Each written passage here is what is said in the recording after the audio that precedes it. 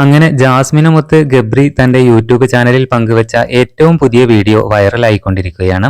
2,20,000-ൽ കൂടുതൽ വ്യൂസ് ആണ് ഇപ്പോൾ ഈ ലാസ്റ്റ് വീഡിയോക്ക് കിട്ടിയിട്ടുള്ളത്. വെറും ഒരു ദിവസം കൊണ്ടാണ് ഇത്രയും വ്യൂസ് വന്നിട്ടുള്ളത്.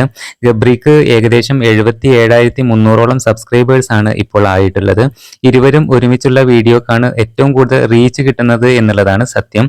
ഈ വ്ളോഗിൽ ജാസ്മിൻ പിസ്സ കഴിക്കുന്നതും ഇരുവരും തമ്മിലുള്ള കുസൃതികളും വഴക്കും കാര്യങ്ങളും എല്ലാം തന്നെ ഗബ്രി പങ്കുവച്ചിട്ടുണ്ട്.